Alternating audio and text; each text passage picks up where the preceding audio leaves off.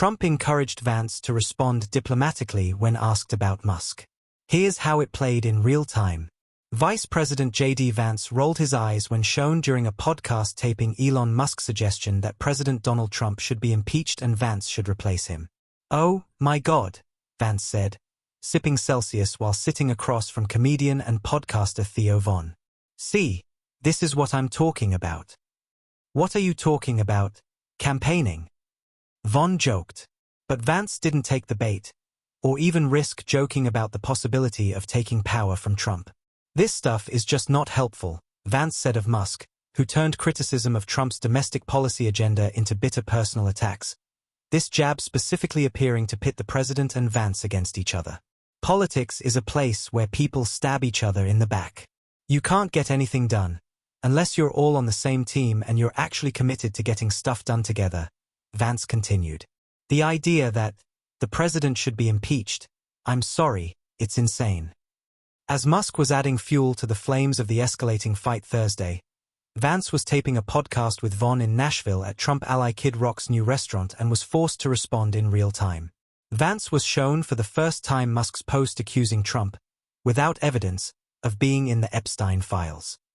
Reading the post on the monitor, Vance said, "I haven't even seen this one." "Geez, man," Vance said, letting out a breath. "Presumably when this comes out, people are going to know more about this than even I do, because this kinda happened on the plane when I was coming on down here," he said during the interview, which was released Saturday morning. Before Vance flew to Nashville to tape the podcast, the vice president was in the Oval Office sitting to Trump's left when reporters peppered the president with questions about Musk's criticism of his one big, beautiful bill. A source familiar said Trump and Vance had multiple conversations throughout the day Thursday and that Trump encouraged Vance to speak diplomatically about Musk when asked about him publicly. Vance first defended Trump against the Epstein allegations, saying in the podcast, "Absolutely not. Donald Trump didn't do anything wrong with Jeffrey Epstein. Whatever the Democrats and the media says about them, that's totally BS," Vance added. But it wasn't the Democrats or the media making this allegation. It was Trump's former right-hand man, Musk. Vance, however, didn't lash out at Musk or serve as an attack dog for Trump, instead taking the diplomatic approach the president encouraged and making it clear where his loyalty lies. At the time, Vance said he hoped the two men might make amends, but the Epstein post put some doubt in his mind. "I'm the vice president to President Trump.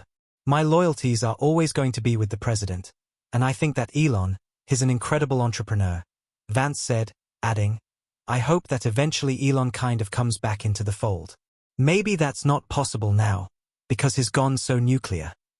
On Saturday, Trump told NBC News he's not interested in fixing his relationship with Musk. The Tesla CEO appears to have deleted several of the posts from Thursday's feud, including the one about Epstein and suggesting the president should be impeached and replaced with Vance, but the criticism of Trump's bill remains on his X account. Vance and Musk, however, have long had a good relationship, even before Vance was chosen as Trump's running mate, and the two would speak regularly. A source familiar with their interactions told CNN. CNN previously reported that Musk lobbied Trump to pick Vance as a running mate, as did several conservative allies, including Donald Trump Jr., Steve Bannon, and Tucker Carlson. Responding to Musk's implosion with Trump, Vance praised him for his efforts to rid out waste, fraud, and abuse with the Department of Government Efficiency, but cast him as emotional, an entrepreneur who is frustrated with business of politics. Elon's new to politics, right? So, his businesses are being attacked non-stop.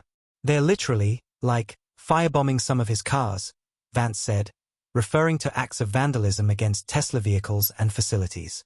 "I think part of it is this guy got into politics and has suffered a lot for it. I get the frustration," Vance said. "It's a good bill.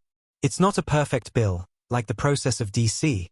If you're a business leader, you probably get frustrated with that process because it's more, bureaucratic, it's more slow-moving. Really, man, I think it's a huge mistake for him to go after the president like that," Vance said. "I think that if he and the president are in some blood feud, most importantly, it's gonna be bad for the country. But I don't think it's gonna be good for Elon either." Vance hinted at some erosion between Trump and Musk's relationship, based on his criticism of the bill, even before Thursday's blow-up. I don't want to reveal too many confidences, but Trump was getting a little frustrated, feeling like some of the criticisms were unfair coming from Elon, but I think has been very restrained, because the president doesn't think that he needs to be in a blood feud with Elon Musk, and I actually think if Elon chilled out a little bit, everything would be fine, Vance said. While Vance said, Elon's entitled to his opinion, he warned of entering a war with Trump. Is this war actually in the interest of the country? I don't think so, Vance said. So, hopefully, Elon figures it out, comes back into the fold.